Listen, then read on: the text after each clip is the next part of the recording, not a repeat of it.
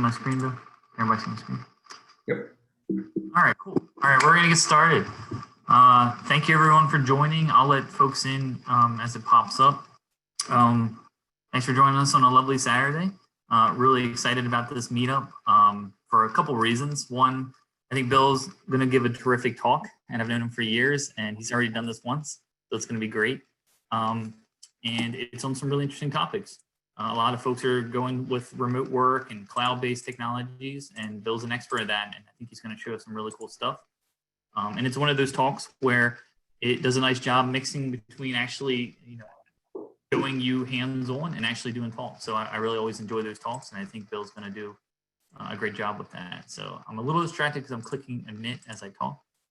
But before we hand it over to Bill, I just want to go through our slides real quick. So we are sponsoring, and we have a couple companies that work with us and organizations, and we're always trying to expand this. So we're actually working with more than just this. We're trying to reach out to some of the groups in Baltimore that are doing data-related things, some of the universities. But Varen Technologies is a defense contracting company that has supported us for several years. They do software engineering, data science, system engineering for the IC community. So if you're interested in opportunities that they may have, just reach out to me, and I can put you in touch. Clarity Business Solutions is another defense contracting company. They do a lot of interesting things. They're actually kind of experts in NiFi and some other areas. If you're interested in learning more about them, please reach out to me. And then Areas Ventures is my company, and we do defense contracting. We're very small. So if you want to work for a very small company, reach out to me and we can talk, and I can let you know what we're trying to do. And then just some of the logistics. So we just put up our next two events. We're going to be doing a virtual happy hour on the 30th. That's going to be an experimental thing. The plan right now is to do some breakout rooms and let folks meet and greet. I have a couple of folks that are going to lead the conversation, so I hope everyone can join. Bring your drink, bring your Zoom background, and have a little fun. And then in August, we have a meetup with an O'Reilly author that's going to talk about some of the pitfalls in building machine learning applications. So I think that'll be a good talk. And then beyond that, we're working with TEDCO. We're working with some folks talking about geodata. So we have the next couple months pretty much booked. I'm still debating whether or not we will go back to live events in the next couple months. That's always, I'm sure everyone understands, that's a difficult decision, but I am starting to think about that a little. We still do the newsletter that just went out if you're interested. And we're always looking for folks that want to talk or get involved, or they have opportunities to share. I try to bring together people that are looking for jobs and people that need jobs as much as possible. And again, we are starting to reach out to some of the other groups down in Baltimore to see if there's an opportunity for us to work together on some projects. So they're doing some really interesting things down in Baltimore. So if you're interested in that, just always reach out. So with that, I want to hand it over to Bill. So Bill is a principal cloud infrastructure architect at CyberPoint. I've known Bill for many, many years, and I will say that he's one of the most passionate folks I ever met, one of the strongest engineers, and I think he has done a tremendous job, and he has a very interesting career. So I'm hoping he talks a little bit about his career in addition to the technology. With that, I'm kind of going to hand it over to you, Bill, and you can take over. You can share your screen. Oh, one thing I forgot to say, for questions, the way we're going to handle questions is if you can type them in the chat.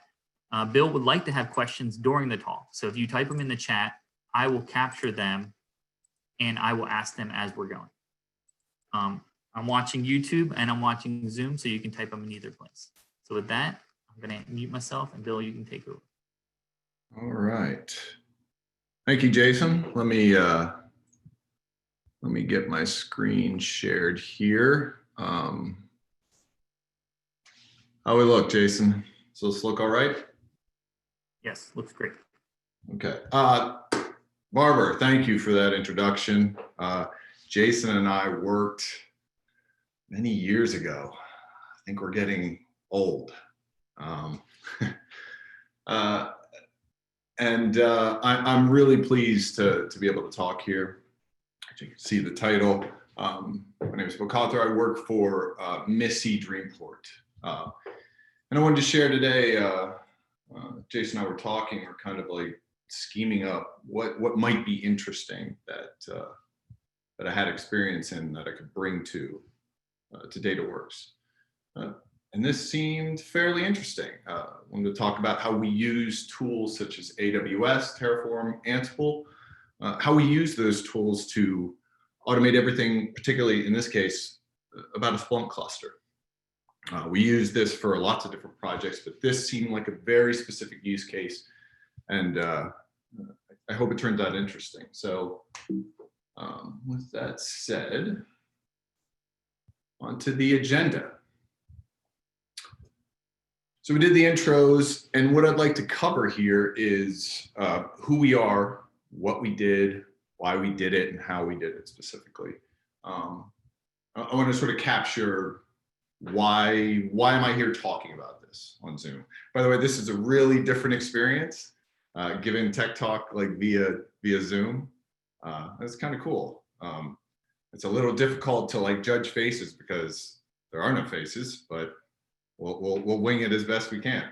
So after I cover the whole, what it is we're doing, I actually want to go and deploy this live. I want to screen share a terminal, some web browsers, and just walk through what we did repeatedly and how all these tools helped us, quickly deploy, quickly manage, and quickly ingest data. And afterwards, address any questions, summarize what we did, just anything that someone wants to look at, with a little more detail.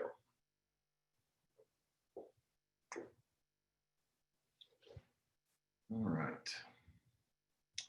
So I think it's important that we lay some groundwork for what I'm going to be talking about, because if I start going on and on about certain details and we don't understand some of the basic concepts, it might make it a little tricky to follow. So my hope is that all of you following along have a basic understanding of AWS and other cloud platforms, Azure, Google Cloud. Hopefully you're at least aware of config management tools, Terraform, Ansible. These are the tools I'm going to use in the demo. These are the tools I use every day. They are incredibly valuable to me. I live and die by them. Aware of Docker. I use Docker in this particular deployment. And since we're talking about Splunk, hopefully we're aware of Splunk cluster and we understand some of the concepts of Splunk. And ask questions like that could help me clarify things. I'm in the weeds a lot and I may gloss over something very simple.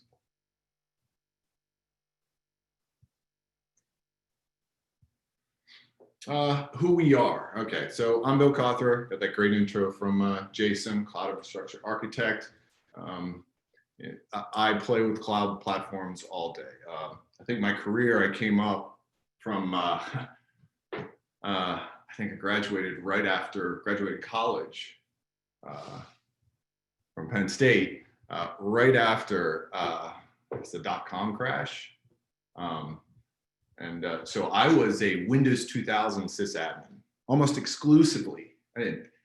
I had very little understanding of Linux. It's funny what's changed in that's almost 20 years. Now I almost don't use Windows at all.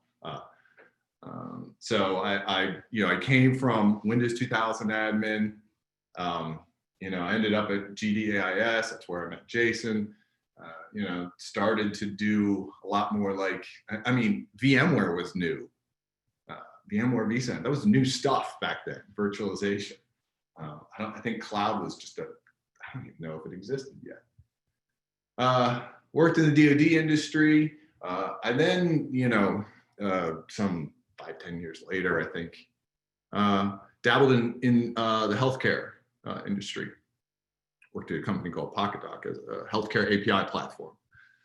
That's really where I got my hands into AWS. Did a lot of Ansible work, a lot of Terraform. Started to dabble with Kubernetes. And I worked at a small company called Narrative. They were more of a social media blockchain platform. That was pretty fun. And now I'm here with Missy and CyberPoint. Now I'm exclusively in AWS. And Missy and DreamPort, what our group does is we try to bring all these disparate sectors together. We're a collaboration engine, really, right? We help the .gov, work with the community or the private industry, right? There are definitely examples where they can't directly collaborate with some other people. So we provide the ability to do that. We provide the ability to quickly, quickly do research and development projects. As you can see, some projects are usually like 30 to 90 days. They're quick turnarounds. Some have longer tails, but in general, that's what we do. And there are 2 links if you want to learn more.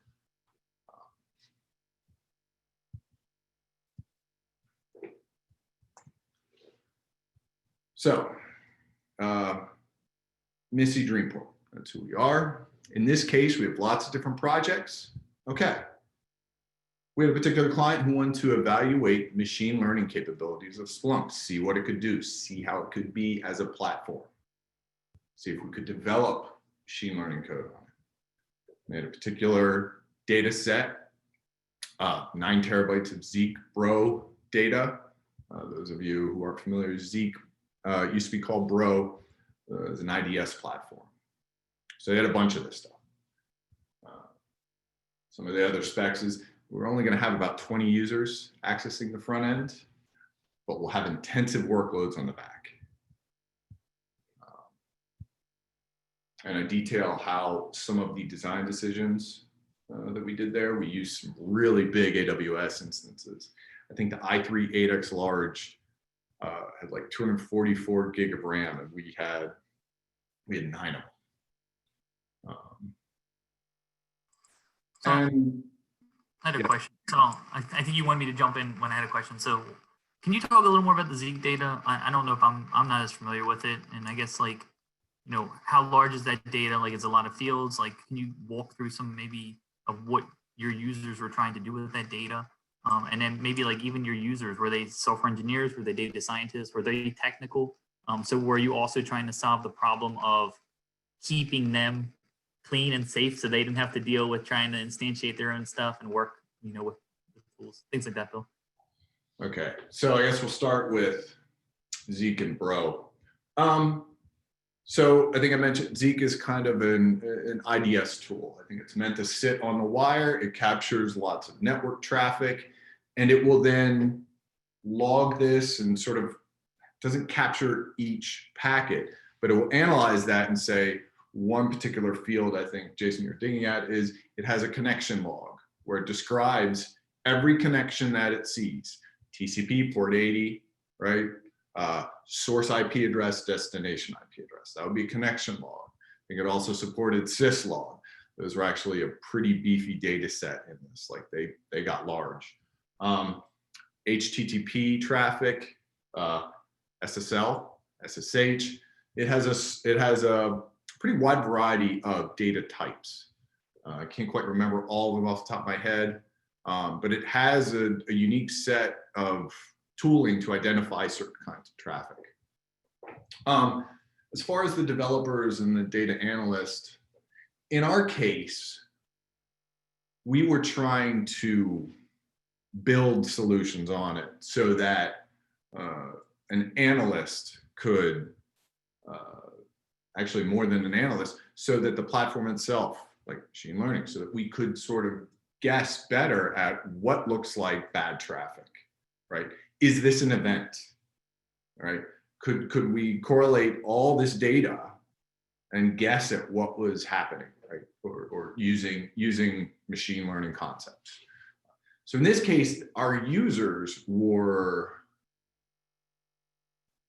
data scientists who were trying to develop machine learning capabilities.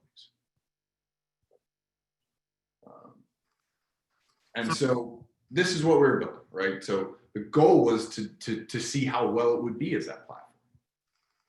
So I got to build something big. Well, I was just wondering, so one quick question for that. So was the data, the 9 terabytes of data, was that like just a set of data and you were just looking at historic data, or was data streaming through and you had to keep the system up to be able to handle loads up to 9 terabytes of data coming through, in a period of time or continuously? Okay. So in this case, we had old data for X amount of time. And it was a pretty big batch, as you can see. And so in this case, it was taking a bunch of data and ingesting it as fast as possible. And then we wanted to analyze against it. So it was historical data. We weren't focused on, okay, we are generating X amount of data per day. We have to build a cluster. We were focused on not necessarily the capability to ingest, but focused on running this machine learning, analyzing the actual data once it was in Splunk, with the goal that we have a known set of data. We know an event happened here. Could we have machine learning? Could it detect it without us telling it it's an event? So the focus was to, using a known data set, could it detect things? Could it learn? Could we build Skynet? Well, if you're going to show us how to build Skynet, that's pretty cool. So that's our what and our why, right? So it's important to understand that we were focused on really hitting the back end hard. That's where a lot of the work went into for this project. But it can be extended to any portion of the Splunk cluster. And the theme of it, we're going to use AWS, Terraform, and Ansible. Okay, so we got a team on Missy. We're going to build a Splunk cluster. All right, how are we going to do it? Right. First step, AWS. I try to fly through these because they're general concepts, but I want everybody to understand a little bit about some background of the tooling that we use. And that maps it out to me pretty clearly. AWS, very elastic platform. You can easily start an instance. We don't have to wait for procurement to go buy a server. Terraform. Terraform I tend to lean towards because it's a cross-platform solution. It is my infrastructure configuration tool of choice. A good analogy is I like to say is it frames the house, right? If you're aware of AWS concepts, it builds the VPC security group instance, S3 buckets. It establishes that. Now the servers are not configured yet. Terraform just creates them. Here's your server. Here's Ubuntu. That's all. I use this tool because configuration is code, infrastructure is code. No GUI work. I avoid that. No manual work. I need to be able to repeat this. I'm never asked to do something once. It's the biggest lie I've ever heard. Just do this one thing quickly. No, because you're going to ask for it again in a different way. So I use this code constantly. I repeat. I actually now have Terraform modules where I just pass in a few variables, and I'm reusing code that way too. So are you coming out like I had a couple questions about that. Sorry. So with the infrastructure as code, I looked that up a little bit. Could you elaborate a little on that? Like, are you version controlling everything? Like, are you like doing? I mean, do you still have a concept like continuous integration, deployment, and like styles? I mean, like code quality, things like that. I had a question of that, and then also. One thing that I've wondered, and we had a talk a couple of weeks ago, and the engineer was showing like how you could use AWS to really do development in the cloud, right? Using like 9. I mentioned that to you, and like one of the things that he said was kind of like coming out of the gate, he's already putting these things in practice, right? Because I think the default for a lot of folks is that you do the easiest thing you can to get started, and once you get to a point where you're like, okay, now I should probably, set up Git, set up all these things. When you're doing like in this environment, when you're trying to do these things, are you coming out of the gate setting up Terraform scripts and setting up all this, or are you doing things, testing it, seeing if it works, and then once you feel confident, going back and then developing these scripts? Really good question. So, I mean, there's definitely, as you work through, okay, you have to know what you want in order to first to try to automate that thing, right? So you know, this wasn't learned in a vacuum. Like at one point I created a server manually and figured out, okay, a prime example would be as I'm configuring Splunk, like some of the settings, a not uncommon thing, because it's not that easy to automate some things, is I would configure Splunk in the GUI and evaluate what changed in the config and then apply those. But for all my projects now, let's say we're doing a project foo, Jason, to address your question. Project foo, we're going to build something for project foo, build a server. The first thing that happens, right, is I have an AWS account that I established dedicated to foo. I then create a Git repo that would be called foo or foo infrastructure, depending on the project, right? And it all starts in Git. I version control these. A lot of times the Terraform infrastructure doesn't change, so you don't need to like, at every new merge to master, I don't need to Terraform apply my VPC. That'd be nice. It's probably a bit excessive, right? But it can be done. It is a workflow that happens. But I start from Git. I'll do feature branches from Git, where if I'm building something new and we already have infrastructure established, I will branch from there, test and iterate using Terraform. Once it looks good, I'm going to try to merge to master. So everything starts with a Git repo. Okay, so I think you struck a nerve with your use of Terraform. So there's been 3 questions about like why you haven't looked at cloud formation. So I figured I'd throw that at you. Are you familiar? I was looking up as you were talking.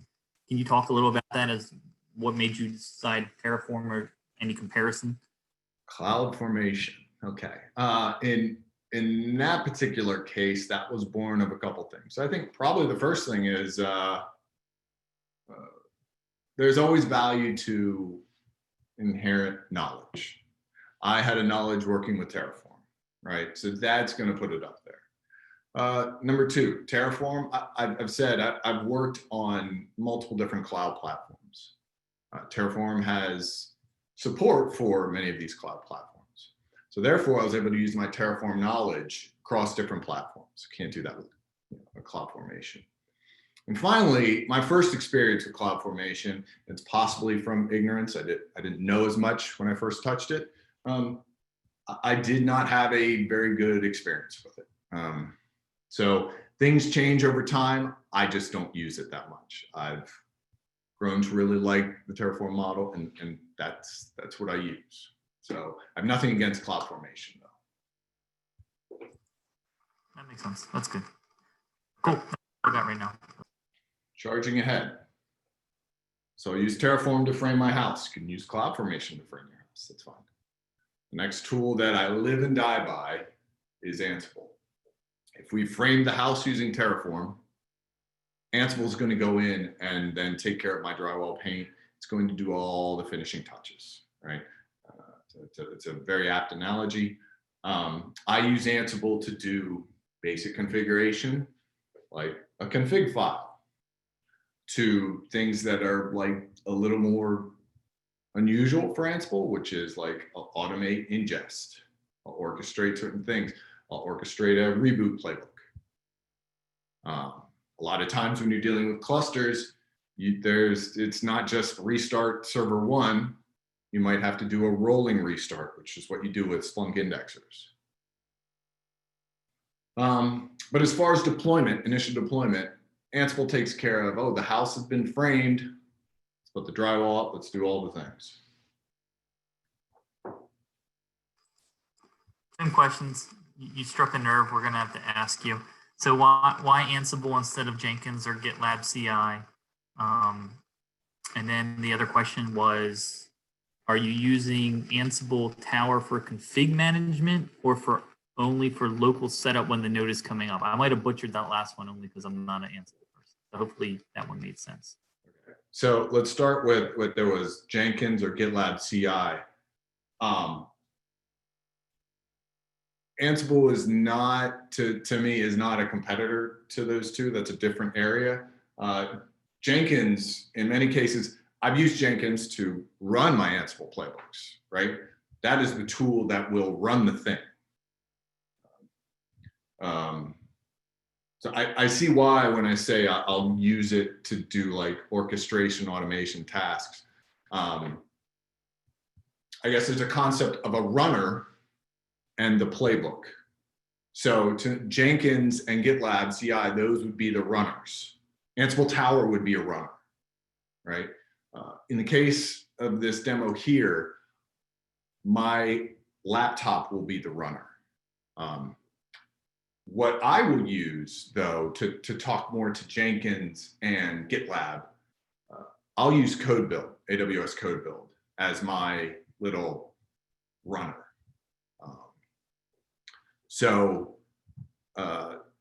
That to me, I've been using and abusing CodeBuild, not just to build code, but to actually, okay, run, in fact, it'll be in the demo,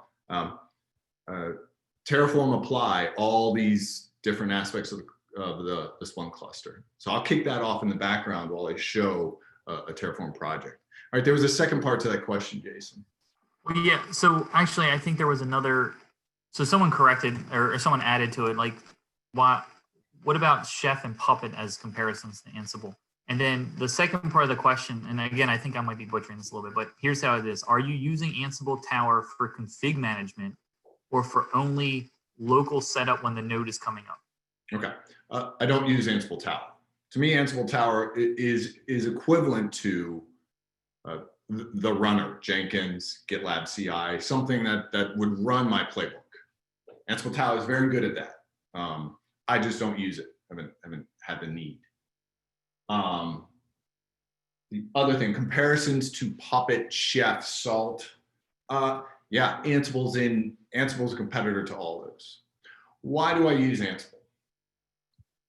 It came from 10, 15 years ago when I was first really starting to get into automation, configuration management.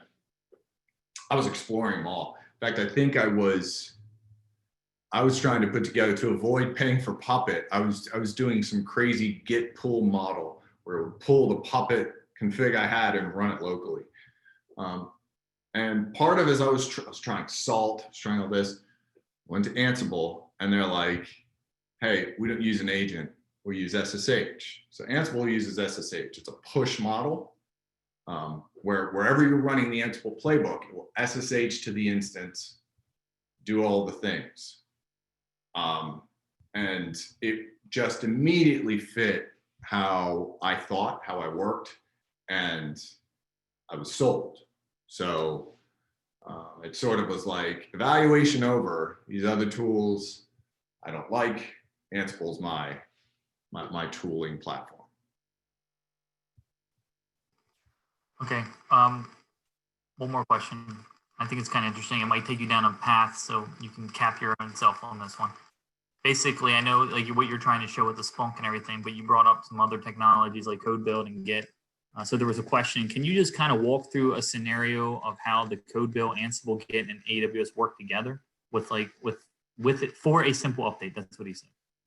CodeBuild and Ansible? Yeah, I think the question was like, how are you using CodeBuild? Yeah, with Ansible and Git, and like if you want to make a simple update, things like that. Yeah, we'll go to that in a live demo. I'll poke around some of my CodeBuild projects and the YAML file that I have for them. Okay, that sounds. Okay, good questions. I love it. And also, I think I want to emphasize Ansible versus whatever tool, AWS versus cloud platform, Terraform versus, use the tool that you're most comfortable with, that your developers, your engineers have a good skill set with, that works for you. I advocate, right, left in a vacuum, the question, what tool would you use, Bill? I'm going to go to those tools. I like them. I've had great success with them. I have a lot of experience with them. That's where I'm going to go. And that's always what I'm going to push. So I have nothing against the other tool sets. So they work for you, awesome. Take the concepts of what Ansible's doing, what Terraform does, rip them out and apply them to Puppet Chef. So I wanted to touch on Docker because I've never been able to explain this well enough on how I use it. I'm not using Docker Swarm, I'm not using a Docker Compose or Kubernetes in this deployment. A lot of times when I'm using static services, like in this case, Splunk, I will run Splunk as a systemd unit file, and all that systemd executable is doing a Docker run with a bunch of environment variables. I use Docker as my binary management tool, right? Instead of worrying about where do I download a tarball, unzipping the tarball, I've chosen Docker as my tool of choice. So I'm not using Docker Swarm here. I'm not using Kubernetes.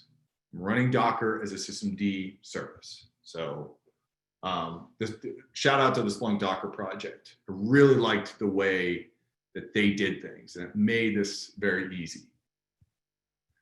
And the major caveat, actually the Splunk team, I don't know if any of them are here. If they are, hi. They actually, they switched it up in the middle of the project. They said we're not allowed to use Docker. So I find it funny that I'm giving this tech talk and I'm explicitly using it just because I like it. So I have to give that little shout out. Okay. Any other questions, Jason?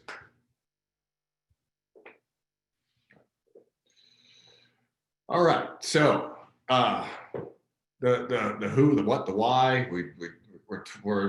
We're Missy. We're on a team. We got to build a Splunk cluster. We're going to ingest 9 terabytes of data as fast as we can.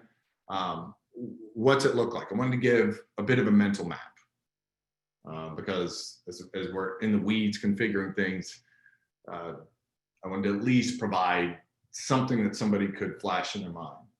On the left is like a diagram on that Splunk would do it. In our case, we don't have a search head cluster. Okay? We have an indexer cluster, but in our case, we're just going to deploy a single search head because that wasn't really needed for us.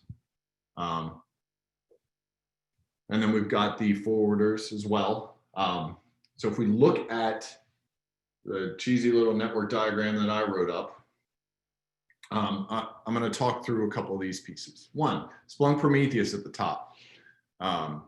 I could give a talk on Prometheus, Grafana, and Loki like for hours. I love this tool set. I use this for all my system monitoring. It's very efficient, very simple, wrapped around HTTP requests. I love it.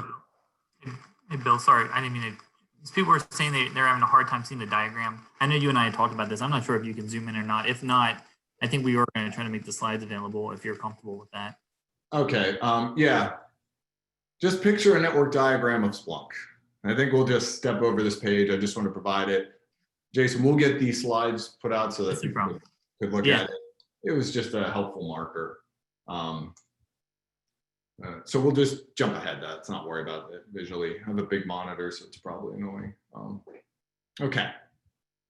Before we go live, so I think, tried to cover that we're going to use all this tooling. We're going to build a Splunk cluster. This is what we're going to do. I'm going to try to cover things at a high level. I'm going to be jumping around. If there is something, and we've already been doing it, Jason, interrupt me. We can dive into the details of something as people ask questions. I'm going to try to be concise. I don't want it to be full-on code review. And finally, I screw up a lot. If something looks wrong, I made a mistake, create a GitHub issue.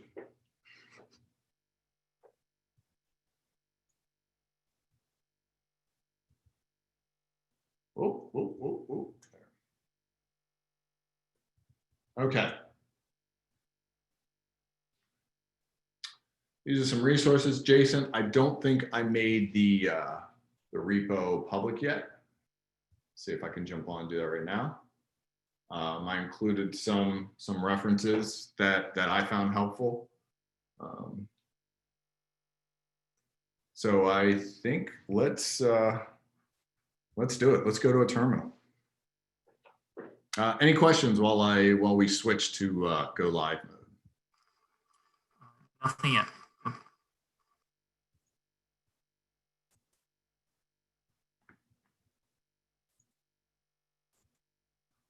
Okay. Everybody see this wonderful web browser? Is it too big, too small, Jason? I can see it okay. I'm on a desktop. Folks on the phones might have a difficulty, but I don't think there's much you can do about that. Okay. Shrunk it down a bit. Hopefully it size is okay. AWS. Those of you who don't know, this is the EC2 console. It's EC2. EC2 is like your VMs. As you can see, I've kept 2 particular instances set up. The OpenVPN, that's how I'm getting into the private VPC. When we did this in the project version, we actually used AWS workspaces for our developers, users.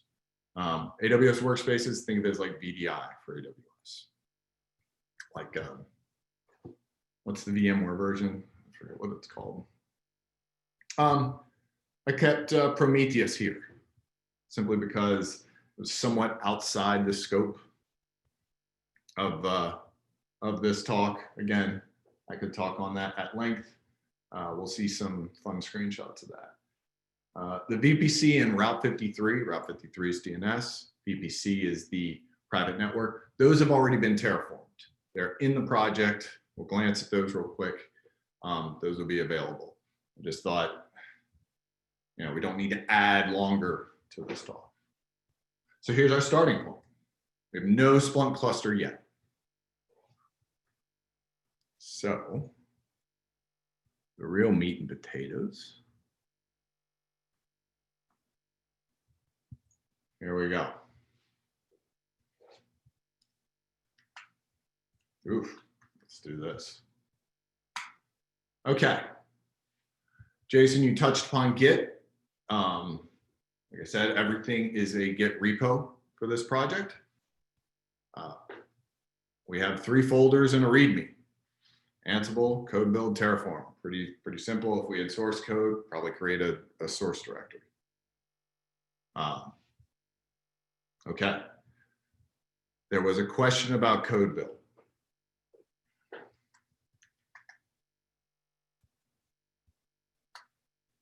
All right.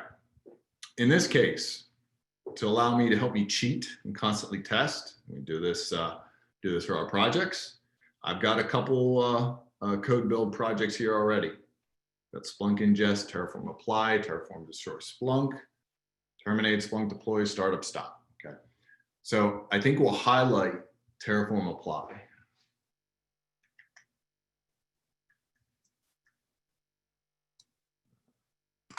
Hey, there was one question. There was one question, Bill. I'm trying to read it and understand it. So he said the EC2 resources are set up via Terraform templates. How are these Terraform templates deployed to AWS or deployed on AWS? We'll go right to that in a bit. So when we talk about the CodeBuild question,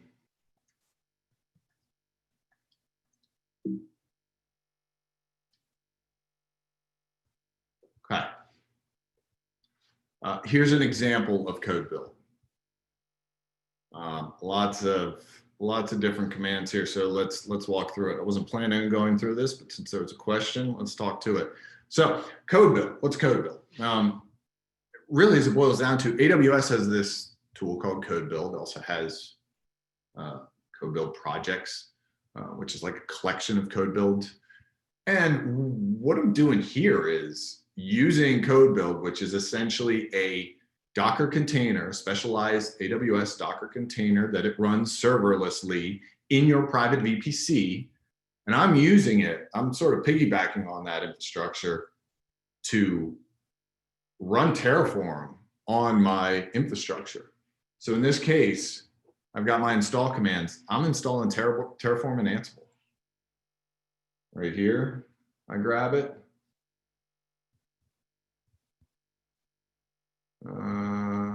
Right here, install Ansible, along with some other tools.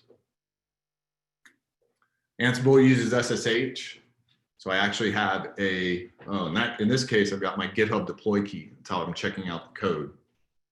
I put that in a little AWS protected store called parameter store. I retrieve that and I check out the code. And then I just walk through my code and run a series of commands. The most important being Terraform apply with auto approve. If I flip back to this, what CodeBuild's doing, away it goes. You know, it's Miller time for me as a system engineer. Make CodeBuild do all the work. So this is a pretty good example. I think somebody asked, how would I use CodeBuild? Here's a blazing example. For this demo, I was constantly destroying, creating. Terraform is being run across every Terraform project, which we're about to look at. It is just running through my Terraform projects and creating.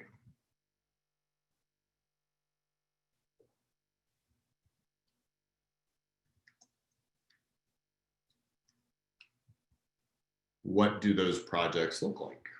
It's probably interesting. We had a question about it.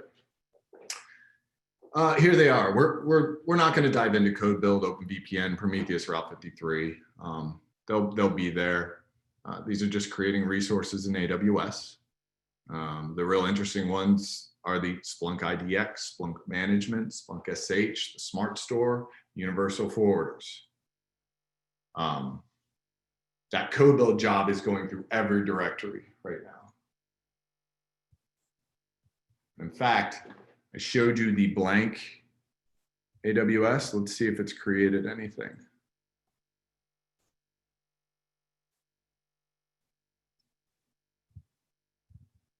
Okay, we're starting to see some, they're lovingly called Splunky indexers are being created. Got 6 of them. So my CodeBuild job is creating that, which is just running the Terraform projects. So let's step into Splunk Management. Splunk Management, okay. Number one, naming is hard. Splunk Management is a terrible name. I don't know why I did that. But I've found the most difficult thing is not the technical solution. It's coming up with names for things. It's something that drives me absolutely bonkers. Splunk Management's a terrible name, and I'm sorry. But if we get over that and we look at this, it's a collection of Terraform files, .tf. So somebody asked, what happens when Terraform deploys? If we take a look at the instance monitor, that's the Splunk monitor. I'm going to create a server called monitor, and he is going to act as, Splunk has built-in monitoring for the cluster. And that's what this guy does. And in this case, it's a lot of gobbledygook on this screen. In this case, I have my resource AWS instance monitor. That is going to deploy a server, an instance. Terraform, using credentials on the system, will interact with the Amazon API to do all this. Now,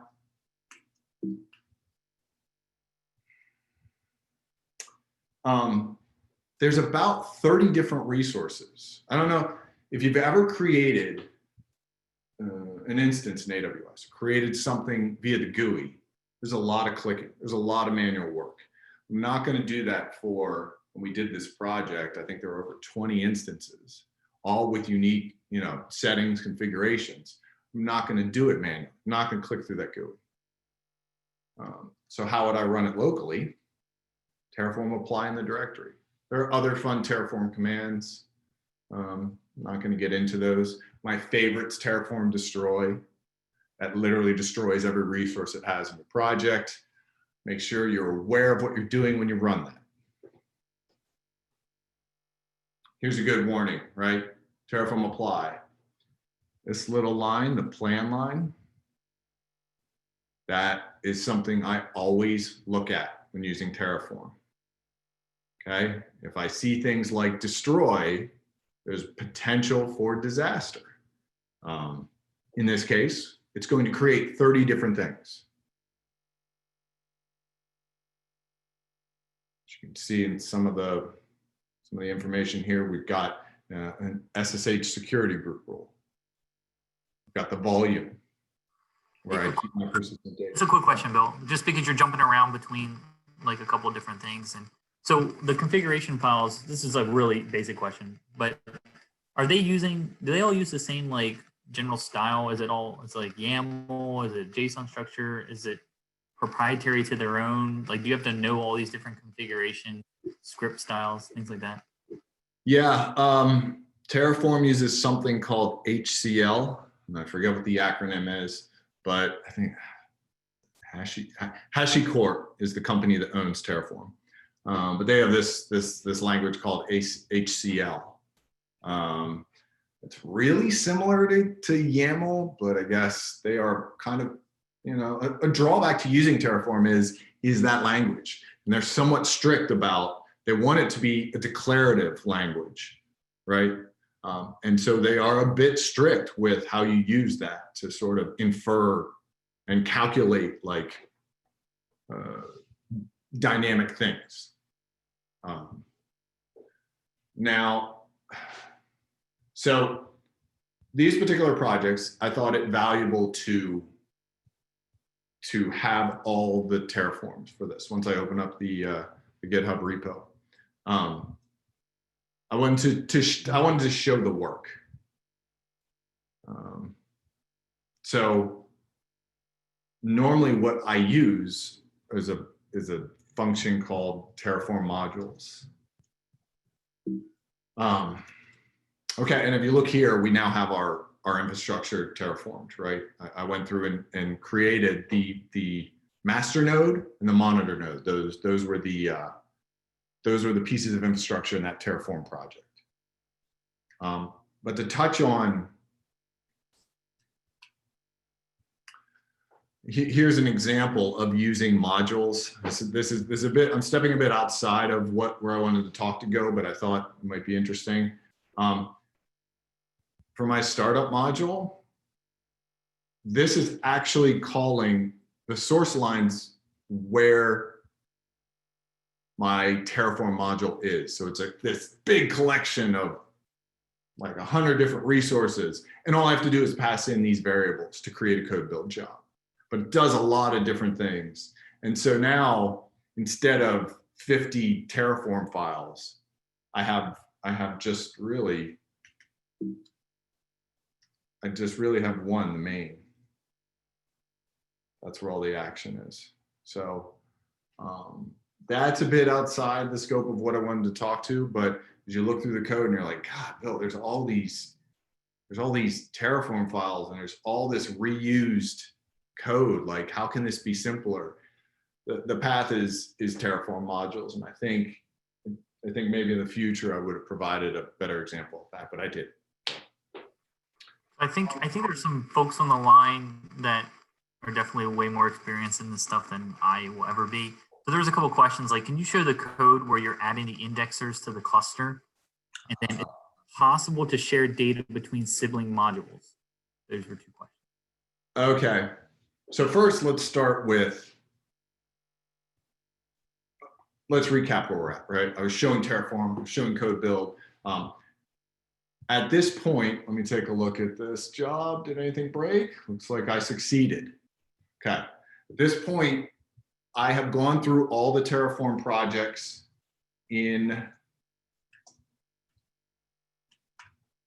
this directory, and my Splunk instances have been created.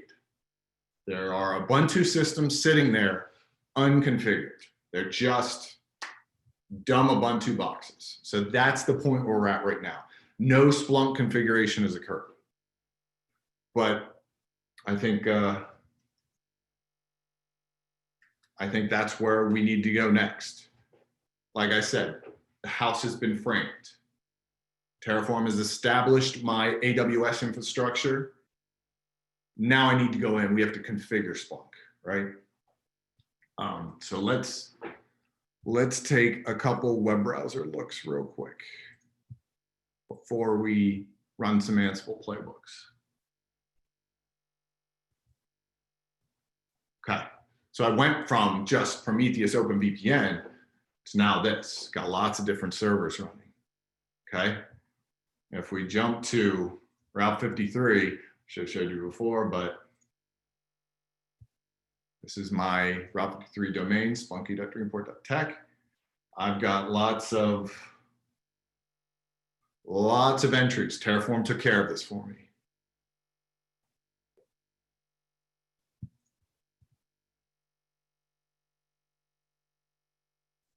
Prometheus.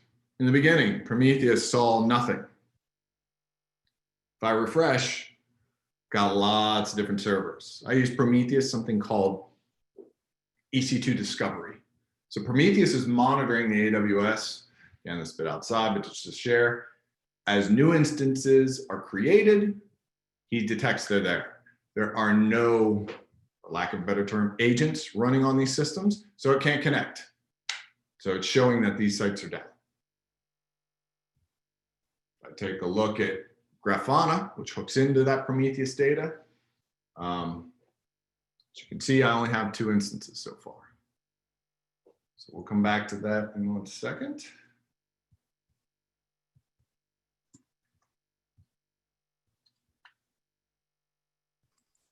Are you using Prometheus for node discovery, and how about console? Does that make sense to you, that question? Console.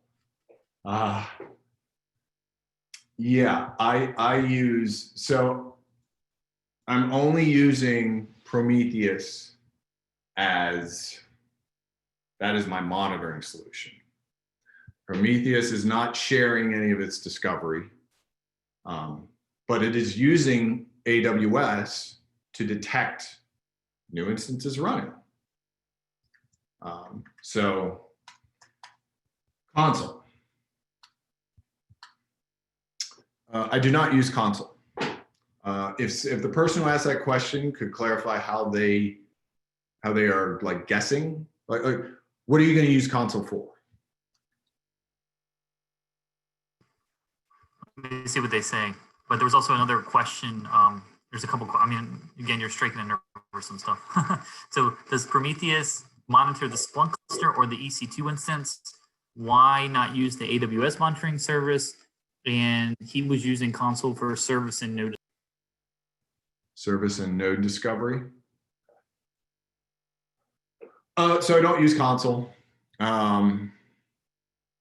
So I can't, I've used it at one other position way back when, before there was like Docker orchestration. I think we were kind of like faking, we're using Weave.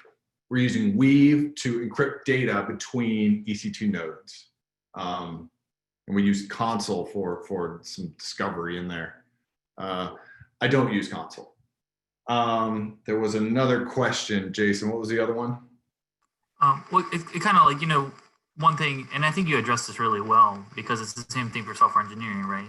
It's like there's always a lot of factors going into the tool selection, like what you're comfortable with, what you're experienced with, and other things. So there's another question about that, and I mean, you're welcome to just say that you didn't use this, but someone asked about AWS monitoring. Okay. Why not that one? Cool. So Prometheus, why do I use that versus the AWS console monitoring? I feel I can get a little more in-depth stats using Prometheus. There are lots of different, they're called Prometheus exporters. They provide lots of different insights that was not able to get using the AWS logging. AWS logging is still useful. Just the tool of choice that I fell into, and I've been able to do some really interesting things with Grafana, Prometheus, and Loki, and using those graphing tools, as well as Alert Manager. So that hooks into the stack. So All right, Jason, I'm going to bounce into Ansible now. So I think the recap again, I was showing that we've terraformed some things, nothing's configured, but everything's created. So what do we do from here? So got lots of different playbooks here. I'm going to focus on a few of them. Okay. I think the first playbook I'm going to touch on is that localhost AWS SSH scan.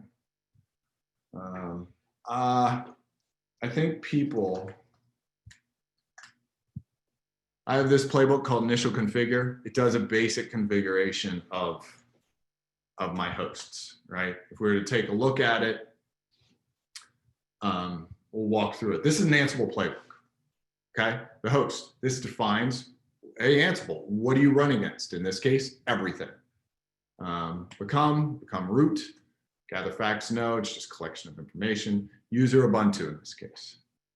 I could probably leave that out, that's a default.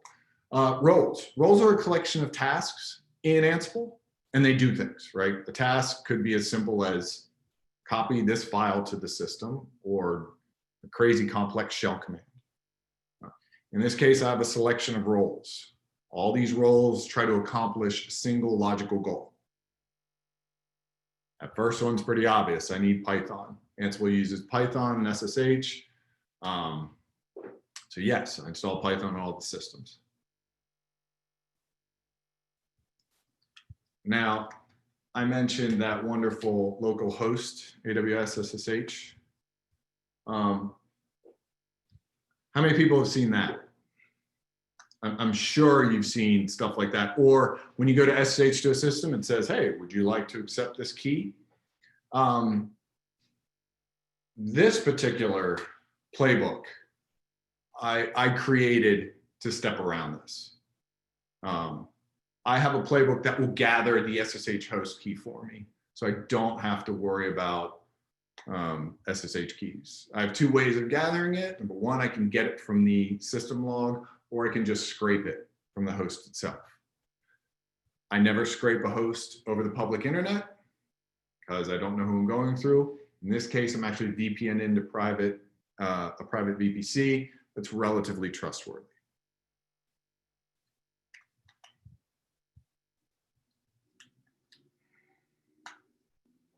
So this playbook, it's just a fun one that I love. It's a bit outside the bounds of this talk, but I'm essentially querying the AWS API and getting a list of all the instances that are running. And then I will, using SSH, scan it for its public SSH key. I will add it into my known hosts, and we're good.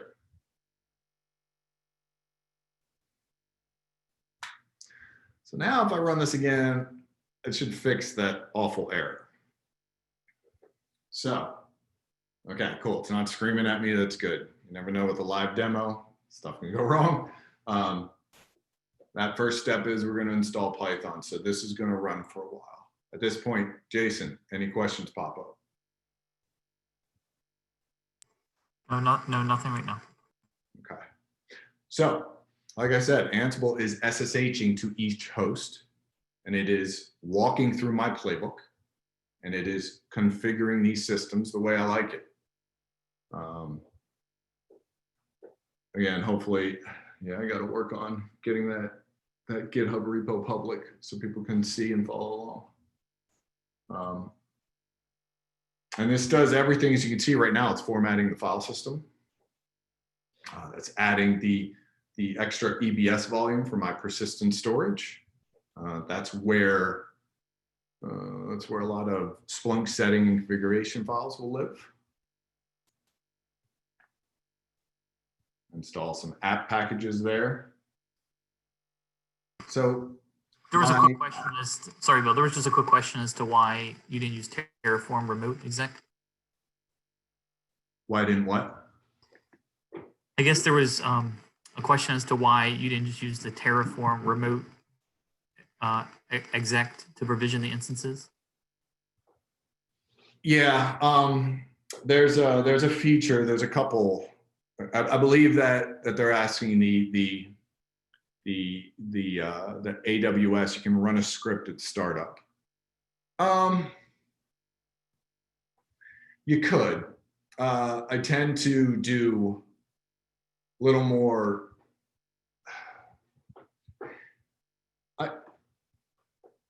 I think I like to keep logical separation of boundaries in place. Here's where the thought goes. I've built huge Terraform projects that do everything on one Terraform apply. But what if I just need to step back on my initial configure playbook? What if I just need to rerun some Splunk deploy? I try to keep, what if I'm just updating a Terraform setting, like I want a new tag on the instance? By trying to decouple this huge playbook thing, massive thing, it gives me a little more control and helps, like it's a good seam to separate. You absolutely could. You absolutely could just like hook into Terraform to run the Ansible playbook automatically. In this case, I don't, because I want to not tightly couple that interaction. That's a choice, design choice.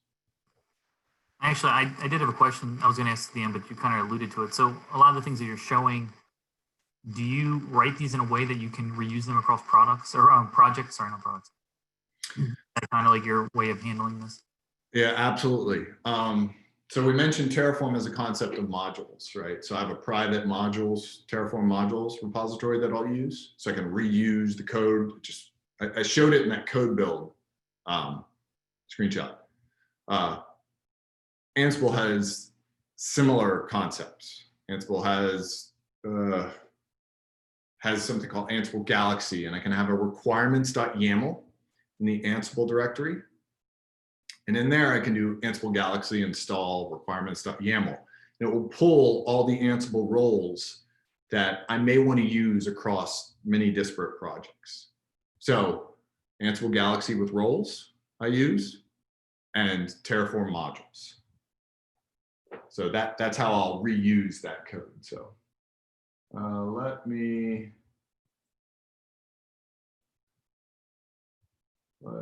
try to change visibility. 1 second.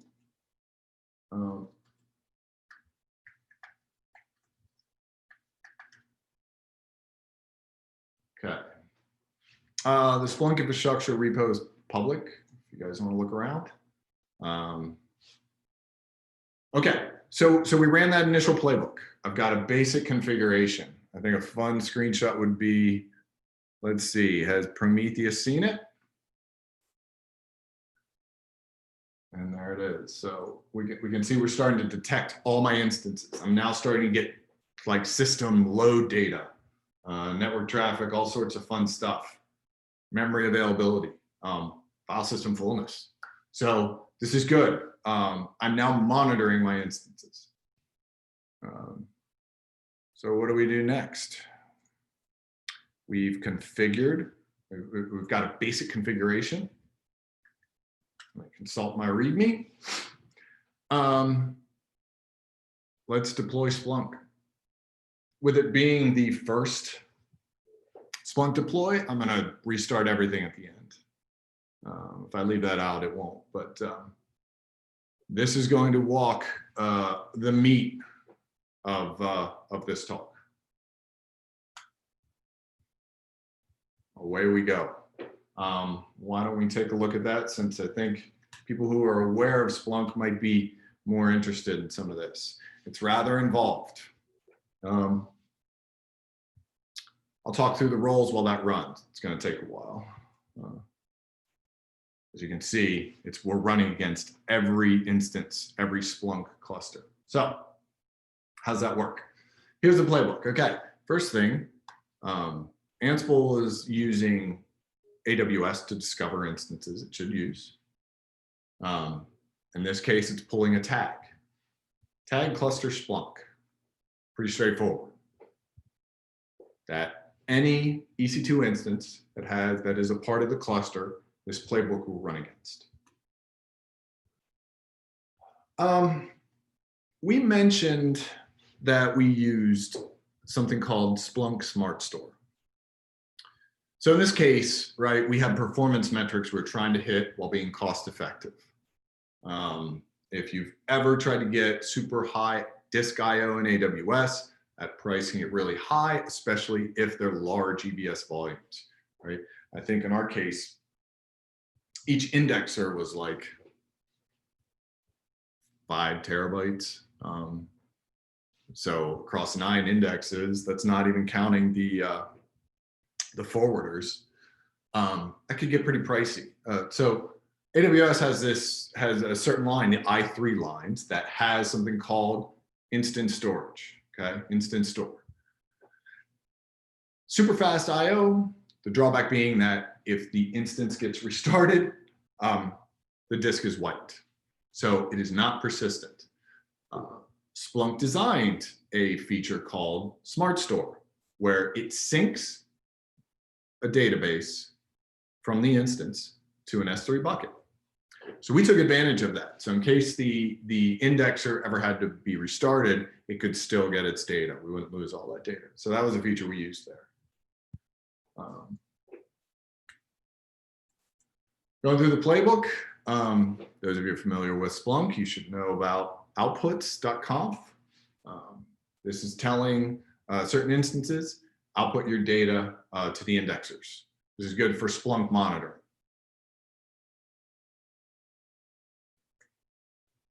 We've got the server.conf. Again, I'm just using roles to sort of logically separate all the work I'm trying to do in Ansible, right? So if I need to repeatedly test or reconfigure server.conf, I can run Ansible with the tag server. I can just run that role. The universal forwarder, server.conf, they have a particular setup. Here's where I configured the systemd service. That one's pretty boring. In this case, I generated certificates using Let's Encrypt certbot. I will keep that certificate. I'd have a different process that generates it. I use Route 53 sort of authentication or DNS authorization to generate my certificate. And then I put it in an S3 bucket. Certbot deploy just retrieves that and puts it on my instances. I run an Nginx reverse proxy so that I can have proper TLS. Here's our license monitoring.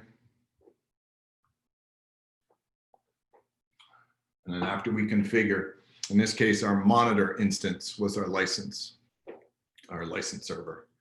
And after we do that, we join. Again, we're doing lots and lots of fun, different things with Splunk, right? All of these steps are a configuration for the entire cluster. This was earned through repeated attempts and a lot of learning and a lot of work with the Splunk team. Shout out to them again.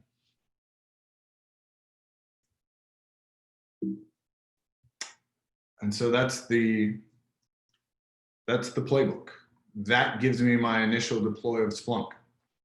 And if we look at the playbook as it's been running, looks like we're on a restart path here. Looks like it's just the monitor. So I'm still about halfway through.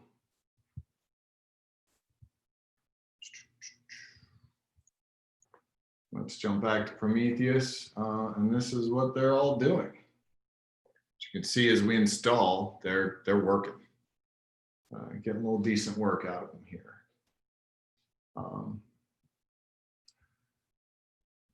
I want to highlight another tool that I use. It's called Grafana Loki.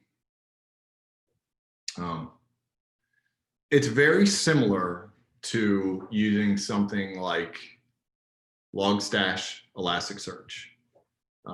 It's what I use to aggregate logs. Grafana has support for it. They're building the tool. And in this case, I can take a look at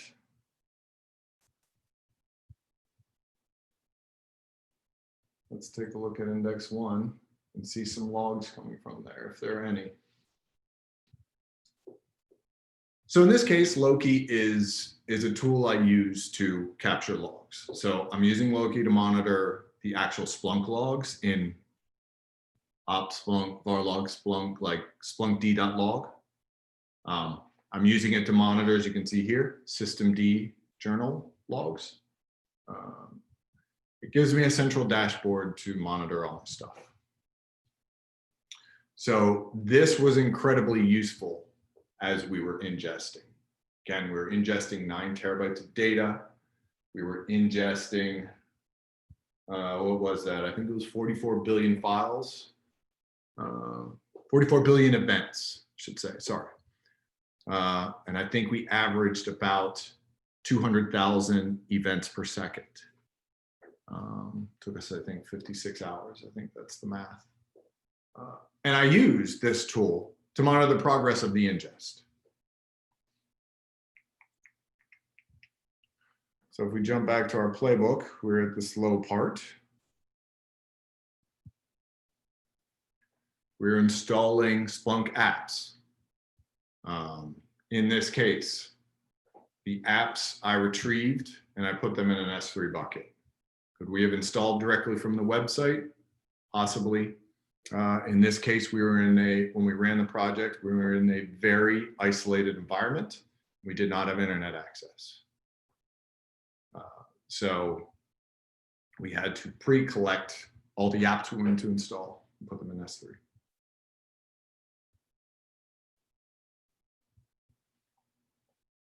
Any questions while we watch beautiful Ansible? There was actually a question of, hold on one second. I want to make sure I get it right. It was basically about, you have everything in code, right? The infrastructure code and the configuration files. So it was more of like a policy question. Do you have, like, how do you guys handle that? Are you doing like code reviews? Do you have like policy as code approach? Do you have auditors that are reviewing the scripts prior to usage, things like that? Okay. So I think your environment will dictate a lot of these rules, right? In our case, we are an unclassified shop. I think that's what we're trying to speak to. We don't really handle any data that's particularly terrifying, and so, you know, extreme reviews like that aren't necessary. So, what we do is we will, like, let's say I'm working on something new. I think I mentioned I would have a feature branch. Okay, begin developing, testing, evaluating. Okay, I'm ready for this to be live or to some degree like push to master. We create a PR. We would have a review. So usually someone gets assigned as a reviewer, maybe one, maybe more. Person will review it, they would comment, approve, ask for changes, things like that. That is a basic example of a code review process that we have. So before anything gets deployed, you know, the infrastructure gets reviewed. So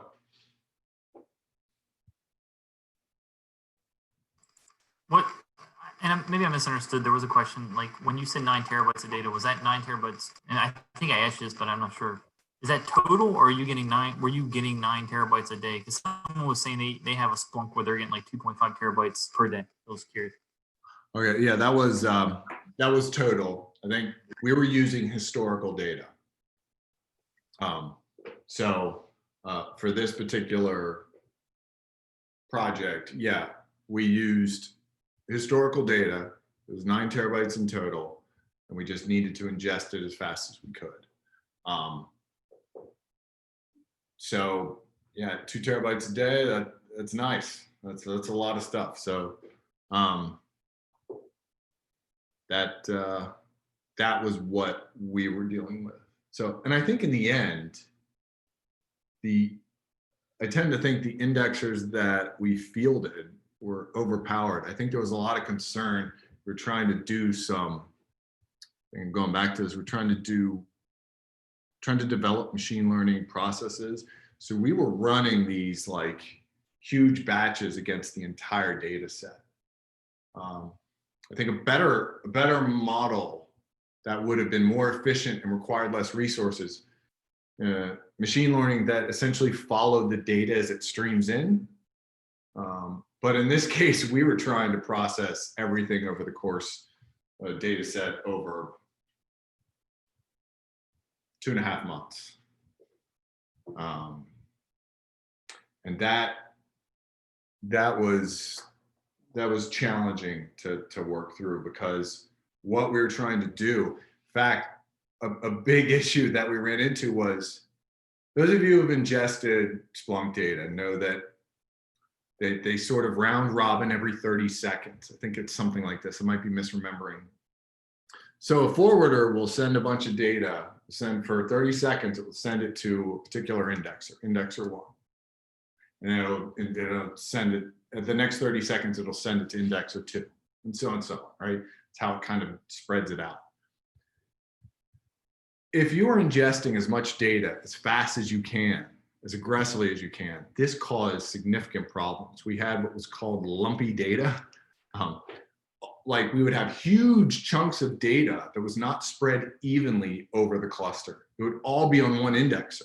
So somebody would run a query and they would fold indexer 1 in half because all the data was there and it was not being distributed. So we ran into like fun issues like that, simply because the use case that we were doing was a little weird. Ingesting massive amounts of historical data as fast as you can was you know, head tilting.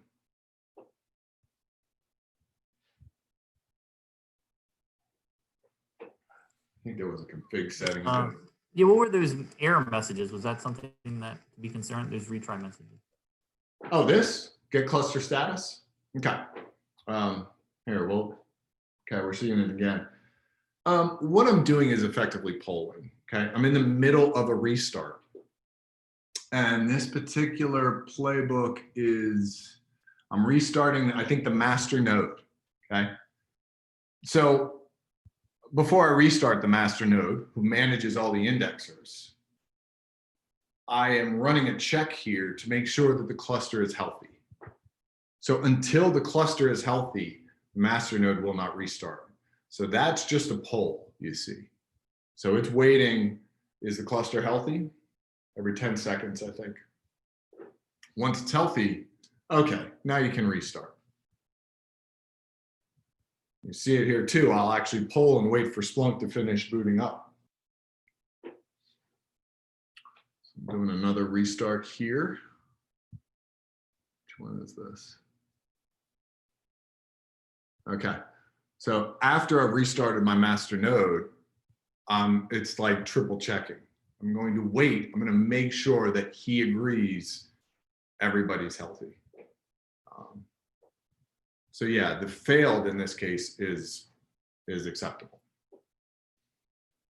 If we see a big red error message, then I'm in trouble and my demo's starting to fall apart.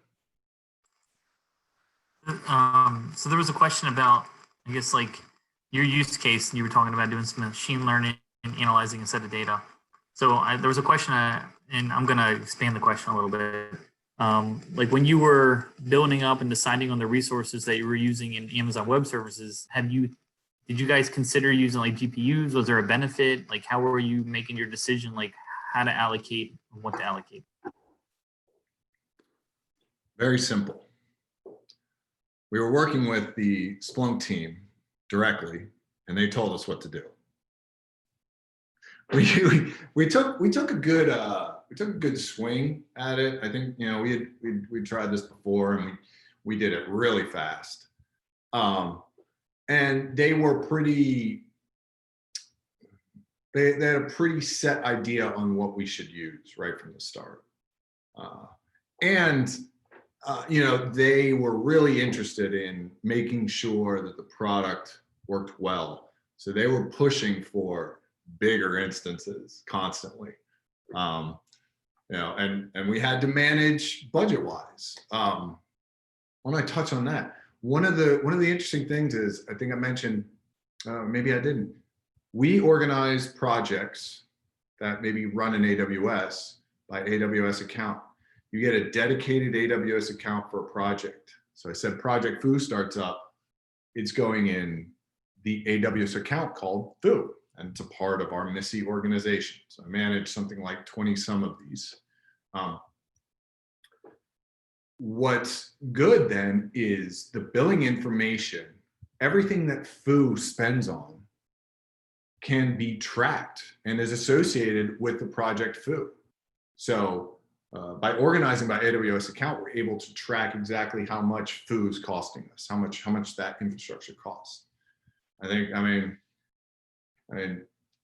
think this infrastructure was budgeted for 21K a month, which is gross. It seems gross to me. I'm sure there are people who have bigger budgets, but that was pretty radical. How much were you spending just learning how to do this? I mean, actually, I have like a set of questions to wait to the end, so I can just ask him now so we don't go too long. But I guess I'm going to bucket them all together, Bill, and then you can kind of go take it. It's a perfect time to do it because this part you're sort of just waiting for a playbook to run, right? Well, here, let me put them together for you, and then you can take it the way you want, okay? So there's always a lot of questions about folks that want to get started with this and like how they get, how they learn, right? So some things that I would like to hear you talk about is, one, like, is there resources that you felt like are definitely the go-to resources to learn to do this, right? I will be completely honest, you've overwhelmed me a little bit because I'm not in this space and doing this. So it's like, is this something where you baby step through and you first learn how to do the Ansible portion or the Terraform portion and you just add to it? And then the third part of that is, what you're showing seems like it would kind of be a little difficult to do it on like a local PC. So I guess like budget wise, what should people expect if they want to get started on their own and, have to pay to do this? So does that kind of make sense? They're all kind of related to getting started and growing your career and just trying to understand resources and costs and things like that. Sure. Well, I think the first question that needs to be answered is, do you find that you constantly have to create AWS resources? Or like, that would be a question you'd ask yourself. Do I constantly have to track, if we use, like, why would I use Terraform? Well, I have to constantly track AWS infrastructure. I have to repeatedly deploy it, and I want to make sure it's exact and correct each time. So starting there, if I have that problem, I would use Terraform to solve it. I'm not averse to using the GUI to just do something if that's all I need to do. I often don't, right? I have to do more. So that'd be the first question. If there's a need to use Terraform, that's where you start. Okay, let's say there's a need to use Terraform. We started at the simplest level. It can be as simple as creating a Route 53 entry, right? A DNS entry, creating an instance. You sort of start at some small basic unit. I'm doing lots of different tricks that I learned through lots of pain, like the CodeBuild exercise. Those started out very simple. These Terraform projects, they started out very simple. So if the need is there, start by just trying to Terraform something. And as far as references, Terraform has excellent documentation, excellent examples. And the same can be said for Ansible, right? If I have to configure a config file on a system, I'm doing it repeatedly, I'm going to want to optimize that because copying config files around is boring. But I just want to push back a little bit, Bill, because I'm comfortable with you. So it's one thing that I understand, like the individual tools, like the resources for those tools, but I think where I struggle and maybe others are struggling, it's like you're putting all those pieces together, right? It's like the system architecture of understanding the role. Like you did a really nice job when you were saying like, this is framing the house, this is doing the things, but it's hard to get to that point. I mean, a lot of it I mean, it's like everything, it's experience. I was just wondering if there's things that you have found, tutorials or courses that aren't really just saying like, this is how you use Terraform, but how you would think about the problem and bring the pieces together. Because I would assume like a lot of the basic things that you've showed, like you're setting up a Splunk cluster, but you know, it might be for someone's, and I'm guessing here, I could be completely off, man, but maybe if people want to set up, you know, a Spark cluster or, you know, some other thing that, you know, there's pieces, but understanding how to break the problem down is what I was wondering if you had any guidance on, I guess. That's a big question. Well, I think a part of it is the pain of learning it, the suffering that we all go through to learn something. I mean, Jason, we worked together. There were far more. The problems were simpler.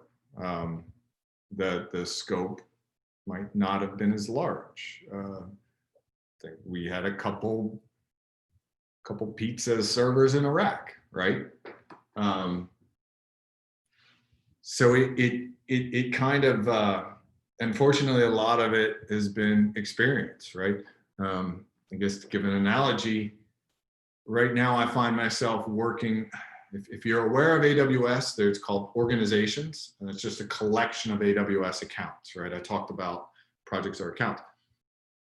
I've had to grow and now think at an organization level. How do I, right? I'm not just managing one AWS account. I have to manage 20. So how do I go about simplifying it so I'm not running an Ansible playbook now 20 times?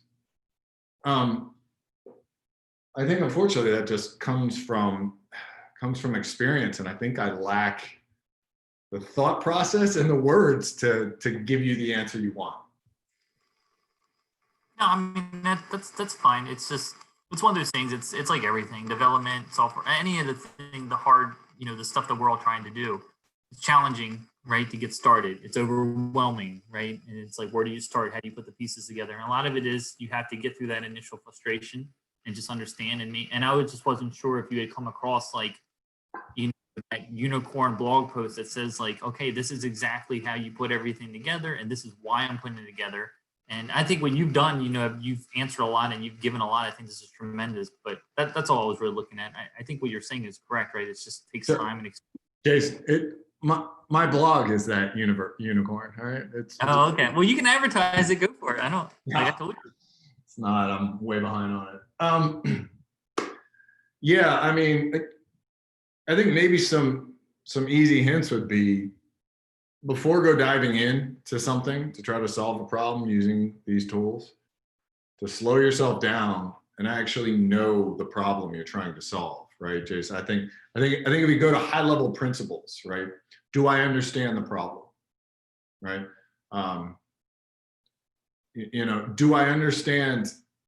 One thing we learned through pain, we're trying to ingest this data. We didn't even understand what the data was that we were trying to ingest. We're going too fast. We didn't slow down. We had gathered statistics on the data like well after we'd done the project. And I remember thinking, like, it was one of the lessons learned. It was like, we should have fully understood what we were working on. So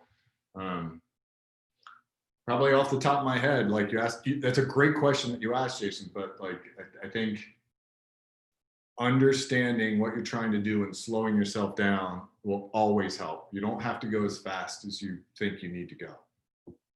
I think that's the best I got. I like, we're getting a little long, and I had like a secret question at the end, so I'm saving that. But have you taken any, like, I know a lot of things right now with you know, people on their COVID and everything. I'm looking at LinkedIn, and there's a ton of people that are taking courses through different like AWS courses and Coursera and other things. Have you done any of those? Like, do you have any experience with any of those courses and think that they are beneficial? I'm sure they're beneficial, but I was wondering if you had any personal recommendations. A cloud guru there. I like their stuff a lot. As far as I know, historically, I've always been a fan of a couple other things. Red Hat certification courses are excellent. I'm a big fan of that.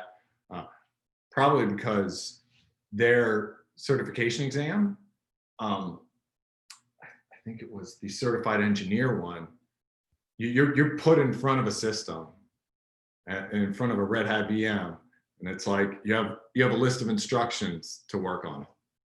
And they're like, that's it. Like, I thought that was the greatest exam. It was like, you have to do the thing to pass. I'm a big fan of the SANS courses too. Those security courses I love. To hop back on the talk, as if you can see on my screen now, we have a Splunk cluster. And you can see the list of apps. I have a lot of apps installed. So if I'm going to, let's do this. I don't remember this command. Any Splunk experts out there?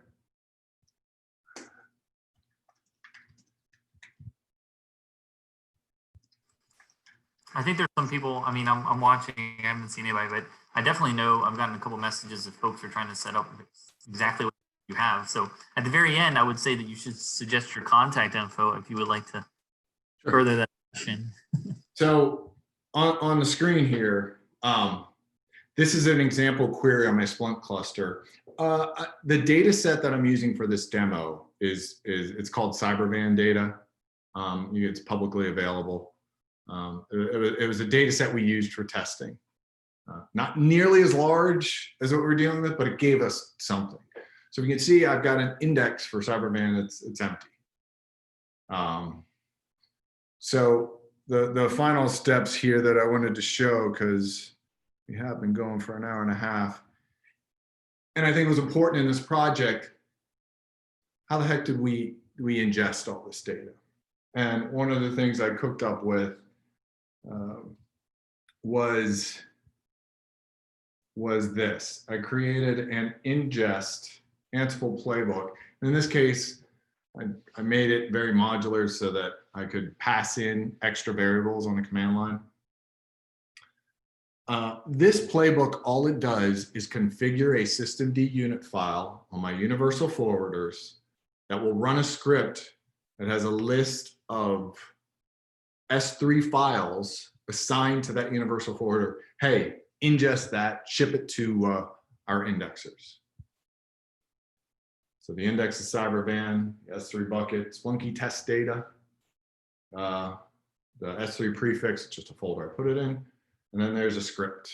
The script is just a S3 file copy dance. But I hooked it up to systemd for a reason. So all this is doing is configuring my systemd unit file and the script.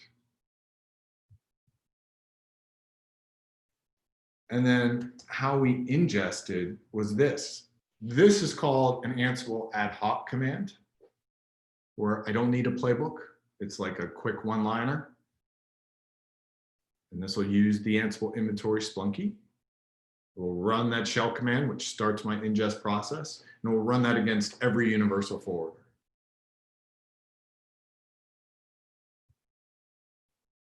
So when I do this,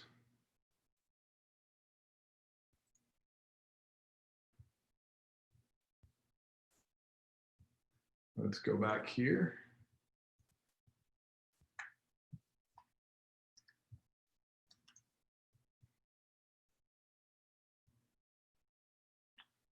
So, 9 terabytes of data, trying to ingest as fast as possible, 44 billion lines. I needed a way, because all the ingest files would not fit on my universal forwarders. I had to do like sections at a time. So I needed a way to track, to process it. And this was how I did it. I used Ansible to define an ingest file with certain settings and a selection of files to download. And then I would use Grafana Loki to track this. So I'd run this query and I could see, okay, very top line, universal forwarder 3. In the script, I had it output this, okay? It's telling me what file I'm on, how many left it knows of, and the disk space. So this is what I use. I hooked together a script called like cybervan.sh, something like that. And this was how I tracked it. And then if we watch here, I could track the performance. You can see we're starting to ramp up. Disk IO, write IO starting to go up. This dashboard is how I would monitor my ingest. I use and abuse Grafana, Prometheus, Loki. I love the stack. I'm a big fan. I wish I had, there's now the ability where you can graph the number of times something occurs in a log file using Loki as a source. You can see that, I mean, there's some interesting applications to that, right? Maybe I'm monitoring a web service and I can track when an error message occurs and graph that as a line graph, a point. But in this case, I'm tracking my files. So we're down to 50, and this would be the ingest process. If we take a look at here, we're now up to 2.6 million. So we're currently ingesting. And this is how we monitor. It took us 56 hours to ingest 44 billion documents. So because I automated all this, and because we were making tons of mistakes all the time, because we set this up in this logical framework, we're able to repeat processes, right? Didn't have to wait for me 3 hours later to manually create server, copy the file, right? We would find the point that we needed to redo, and we would run it. And you notice in, if we look around the Ansible playbooks, I'm not going to touch on these, but I've got things like delete index. I had a process, an Ansible playbook where I could delete the index, try the ingest again, because we would run into problems like it's not properly parsing the logs. And then if we want to, speaking of which, if we want to verify, here's the last thing we'll do, Barbara, is we'll do cybervan. I don't know this command. I had to write it down. That should also give you a hint. I don't use Splunk on a day-to-day basis. So I find I often have to dive headfirst into tools that I don't know anything about, and deploy them and manage them and monitor them. So I will spend that upfront time to learn how to automate all that. It's always, I always have found it to be valuable. You can see in that dropdown, we're detecting the event types too. So I'm pretty confident we are.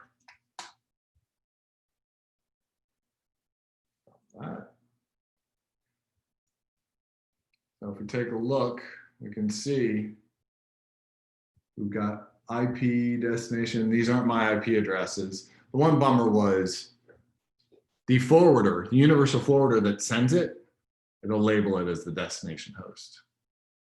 I don't think we ever worked around that. We didn't mind. We were more interested in destination and destination IP.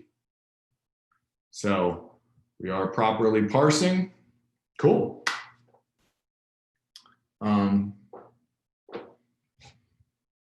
And that was a glimpse at, from soup to nuts, what we did, how we used Terraform, Ansible, AWS.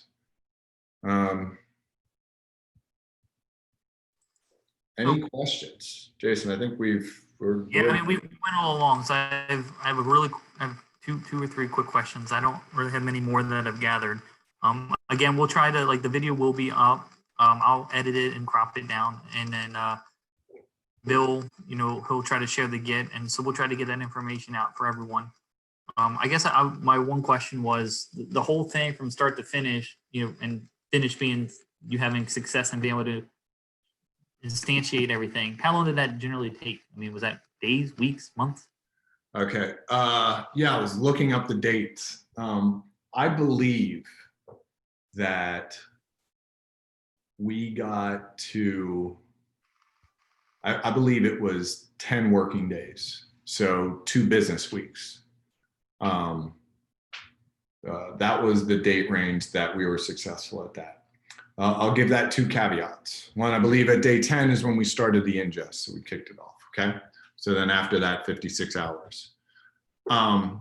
2, we actually had to stop in the middle of it.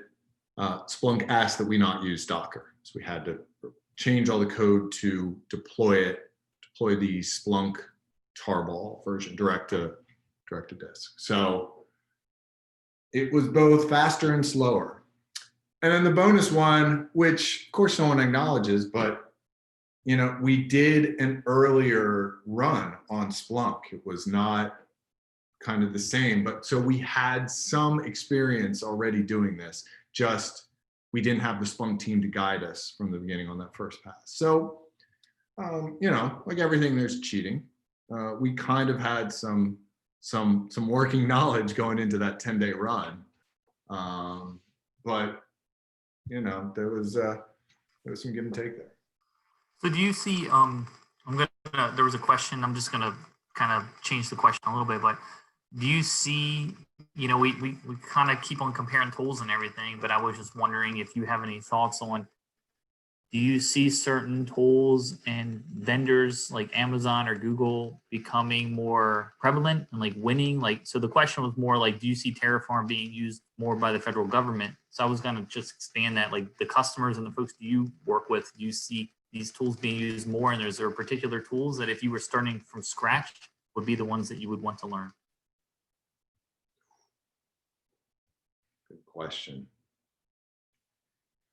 I think it's always going to be, if you're trying to evaluate, if I'm putting myself in someone else's shoes and trying to evaluate what's my tooling going to be, it's always going to be influenced by what's my skill set, what's the environment I'm working in, right? Because I don't know how much Terraform is going to buy you in a physical data center. Might not be worth it. Now I know they have like vCenter providers, so it's not a big stretch for it to work there. But you know, there because I work in an environment that is AWS and cloud-based environments, tools like Terraform, tools like Ansible just pay off immediately. So there are more modern tools out there that are more, I wish I could remember, that are more like developer focused. Everything's turning into Heroku, apparently. And they may be better.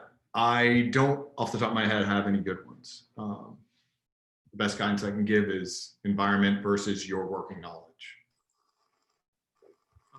All right, my last question, and this is it. So I wasn't gonna let you get away with this. So you mentioned that you worked for a company that dealt with the blockchain. So I would like to know, do you have any interesting stories about this kind of work at that company, and like peel behind the curtain a little bit? Like, are they doing, like, what are they, like, what is the difference there? Like, I just don't understand enough. Like, is the infrastructure the same? Or are you still using Amazon Web Services and Terraform and all that? So I think first I'll talk about when I worked at Narrative. Narrative was a quick startup, did not pan out. But I did a lot of fun work there. I absolutely loved what we're doing. I actually deployed to Google Cloud. We actually used GKE, Google Kubernetes Engine. It was the second time I'd used Kubernetes in production. And you know, the goal was 100% uptime, so we had a very distributed configuration, multiple environments. I was very proud of that infrastructure.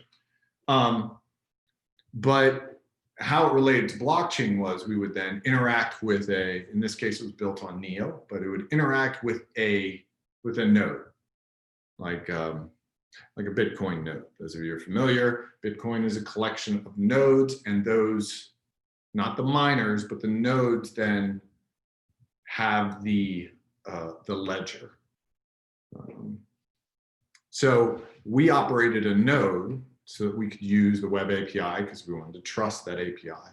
And then we would interact with the blockchain that way. We had not gotten to a state where we were like, running code similar to what you would do, like a smart contract on Ethereum. We were not at that point yet. We were more interacting with Neo and presenting information. It was still really cool and a lot of fun. But some of the other infrastructure was more interesting, to be honest. I don't really have any other questions. I mean, I think we had, there was one last question, and he caught me right before. Let me just ask that. So is a lot of the stuff that you're talking about, is this transferable to the Google Cloud Platform? Do you have experience doing that? Yeah, so the things that will change are the Terraform resource names, right? It's not an AWS instance, it's a GCE instance, I think. So those will change. A lot of the concepts stay the same, right? You could do the exact same thing in Google Cloud. You would just have to modify the Ansible dynamic inventory and the Terraform resources. All right, Bill, that was a long one. I think you did a great job. A lot of information. I appreciate everyone for sticking with us. I hope folks join us in the next couple of weeks for some of our other events. Bill, if you ever need anything, just let me know. Again, this video will be posted, and thank you, everyone. Enjoy the rest of your day. Thanks, Bill. Have a good one, man. Stay safe, everyone. Thank you, everyone. Thank you. Yeah, thanks. See you.